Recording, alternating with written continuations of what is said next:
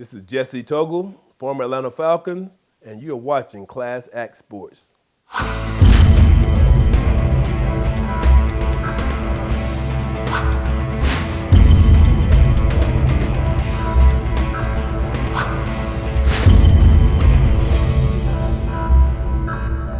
Victor Green, Class Act Sports. We're here today with probably future Hall of Fame Jessie Tuggle, Appreciate who that. called the Hammer. What's up, man? Nice to join us today, brother. First of all, let's talk about how you get the name the Hammer. You know, the hammer was given to me for a specific reason, and that's from knocking people out, right? And it's ironic because my first nickname that I had when I came to the Falcons was that they used to call me Ragdoll because I used to throw people around all the time. Right. And that didn't really stick, you know what I mean? I can't recall what game it was in, but I can remember a game where I had an extremely hard hit, and the guy yelled out, "Oh, that's a hammer hit." And people just started calling me Hammer, man, and they just sort of stayed with me. So I think my last 5 or 6 years in the league, that's what people would address me by, "Hey, Hammer, what's up?" Right. So that's pretty cool. Yeah, that's a good name, man. You used to hit them down over 2,000 tackles, in 14 years, man. That's a pretty long career. I mean, the average players in the league is 3.5, 4 years. How was it that you was able to play that long? You was a free agent coming in. First of all, you wasn't supposed to make it that long. So what did you do to separate yourself to give you a chance to be 14 years in the NFL? The biggest thing that helped me out a lot throughout my whole career was to take it year by year. You know, I felt that I had to really train heavy and train hard to compete at that high level. So lifting weights wasn't like mandatory back in the days, back in the early 90s and late 80s, but I always lived throughout the off season and kept my body in pretty good shape so I can compete at a high level. And for some reason or another, it paid its benefits. It benefited me because I had the opportunity to start a lot of games without being injured. I had the opportunity to have a very long career. And Vic, you know, like I know, some of it is luck by being out there and not getting injured. The only thing you know as a player, just go full speed. Right, absolutely. And then from that, whatever happened from that point, that's the only thing you can control is your effort. And I think that my effort helped me to last as long as I did. Right, talking about, you mentioned full speed and effort.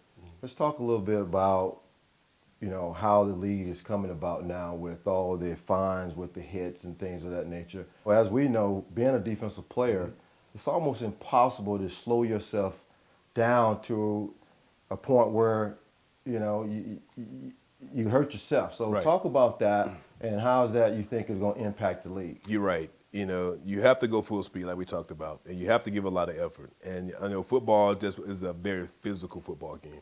It's a very physical sport. So you have to go out there and you can't baby the game, and you can't allow yourself not to hit somebody hard. But the thing what my take on it is this. Yes, I think the helmet to helmet is very dangerous. Okay. But the biggest thing that as a defensive player, by being a linebacker and you play that safety, it's going to be how impact hits all the time. Right. So how do you clarify what is a legit hit and what's not? To me, a hit that was hit in the chest area, even if the ball pop out, the guy falls on his back and the crowd go woo, at one time, you know that somebody got the air knocked at him, right? That, to me, that don't require a flag or a fine because there was nothing illegal done. That's the nature of the beast. There's been big hits through my era back in the 80s and the 90s, and same with Dick Butkus back in the 60s and the 70s. There's been big hits with football no matter how you play it and no matter how you look at it because it's a very physical game, and you can't take that away. And then fans don't want you to take it away. That's why they pay the money to come see it. Let's talk about your Atlanta Falcons, a team that you was able to play your whole career with. I mean, that's almost impossible. You know what? It turned out to be good for me because I'm one of those type of guys that grew up right here in Georgia, played at Valdosta State down in South Georgia and wound up playing 14 years in the NFL with the Atlanta Falcons. So it was like a dream come true for me to be, playing in my home state for all those years. You're 72. They're playing very well. They've been, offensively, they clicking. They got good skill position. Defensively, they've been very sound. What are your thoughts on the Falcons this year, and how far do you think they can go? I like them. I'm not gonna lie to you. I really like them because they can score points. When you look at the Atlanta Falcons, look at Matt Ryan, who can run it, who definitely I think probably one of the better quarterbacks in the league this year. Turner is a big load. He reminds me a little bit of Jamal Anderson the year we went to the Super Bowl. He's a low center of gravity guy that can push the ball downfield, and he runs north and south. Right. No lateral stuff for him. Right. And then you look at the receiving core. Man, they got guys to me who can put up points. Right. And I think Roddy White is probably playing better than any wide receiver in the NFL right now. He's really having a great year. Defensively, coming into the year, I thought they would struggle a little bit at linebacker because they're a little bit young there, and in the secondary. But some way, somehow, the pass rush has been nice, so some stress has been relieved from the secondary a little bit. And, I think Abraham is having a great year. So they're fun to watch. Right. So it's going to be fun now to see what happens the rest of the year. But the first half, man, I give those guys an A right now in the first half. So the first half of the season. So hopefully they can finish strong in the second half. Is this a Super Bowl prediction for your NFC for you, or? Man, they're my boys now. They're my boys. And I love the Falcons to death. But I think to go to the Super Bowl, and you guys will know, everything got to click right. You can have the most talented team and not go. I've been on teams where we're more talented than we were in '98, but we gelled in '98, and everything stayed together, and we found a way to win.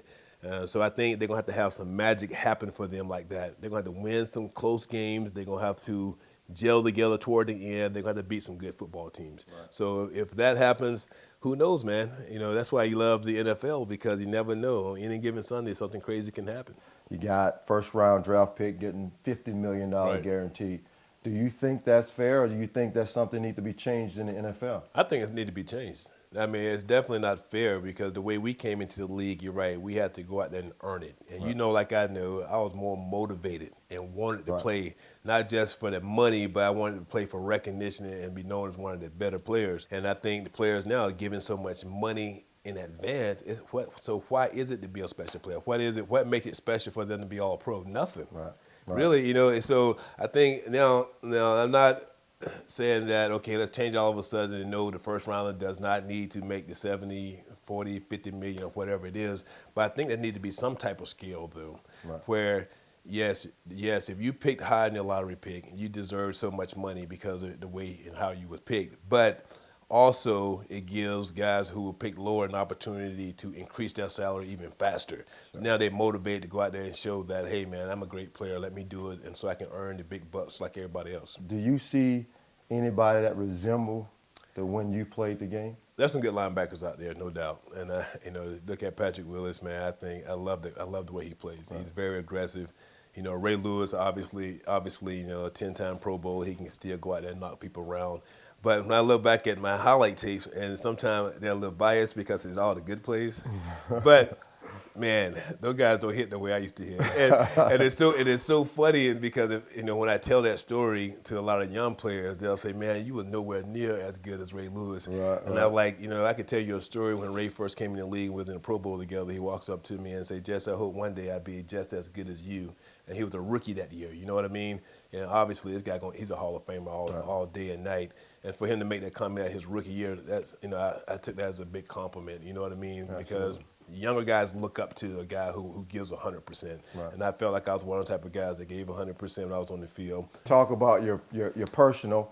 I know you got 2 kids that's in college now. Yes, sir. How's that? Being home without the kids around. You got 2 athletes. One plays tennis and one football. Why don't you tell us a little bit about that? I have, my wife and I, we have 2 kids, and my son is Justin. Justin went to Boston College, transferred to Blaine College, which is in Texas, and man, he had a great year. I mean, he put up some great numbers there, and he possibly gonna play at K-State next year. My daughter is, she came out of high school as a state champion, a 2-time state champion in track. And she also was a 2-sport athlete during the same season. So she played tennis for Great Atlanta Christian and also ran track.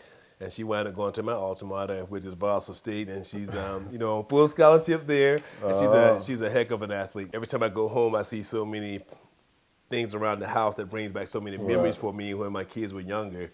And I can look back through some pictures when I played for the Falcons, and my kid would be there, and he would be able to reach me at waist high, and now he's 4 inches taller than I am. Wow. You know what I mean? So time goes by fast, but it makes me appreciate all the little things all the time. 5'11"? I'm 5'11", and my son's about 6'4", okay? from mom's side of the family, because, believe it or not, most people don't even know this, so I'll let you guys in on this. My wife's uncle is Rayfield Wright. that played for the Dallas Cowboys. He's a Hall of Famer. When I was dating my wife at 16 years old, he was come over. I would never even had no idea that one day I'd play in the NFL. It was like Rayfield. Rayfield's brother, who's my wife's dad, he's 6'11", right? So my wife and I used to date, and I said, man, we have a son. He's gonna be athletic, and he's gonna be tall, right? And so Justin, when Justin was born, man, he was extremely long for his size, and he wound up, the doctor said he'll be anywhere from 6'2" to 6'4". I was glad to hear that because that was a few inches taller than me. Right. So he turned to be about 6'4", man, and it's pretty cool to have a kid, man, who not only is he a good athlete, but he's a good kid as well. We hear a lot about it's hard to transition out of the NFL into the real world, as we call it. How was that transition for you? You know, fortunately, when I came in the league, you know, I really didn't make much money. Fortunately, because I made more money as I got older and matured a little bit. So I was able to think about planning for the future.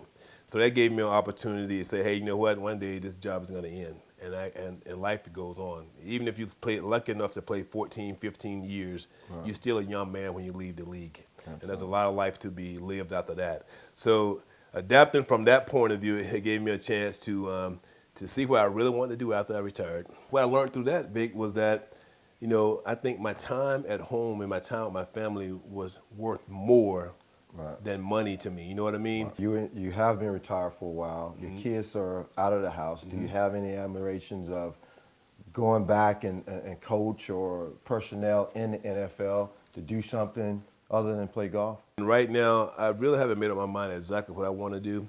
You know, I love volunteering my time to coach in high school or junior high or the rec league. I give a lot of my time back. I have opportunity to travel to different schools and, you know, talk to a lot of young people. So I like doing charity. I like giving back, you know, to any charity that I possibly can. I ask myself sometimes, do I really want to get paid to coach football? And I think with all the time that I spent as a player and all the hours that I put in, I feel that now that I really I don't think I want to commit myself to being a professional coach, coach for the pros, or even in college right now. I think I value my time right now more than anything that give me freedom to travel, to see my kids, to visit my family. And right now I'm pretty content, you know, where I am. And so my biggest thing now is just to, you know, continue to serve, man. Different charities when needed. You know, I have no problem. I grew up right here in this state. I get a lot of requests to come speak to kids and churches, and I think right now I get a lot more personally from that than I do actually, you know, trying to work a real job. Right. Well, that's why you're a class act. Jesse, thank you. Appreciate it. This is Victor Green, and you're watching Class Act Sports.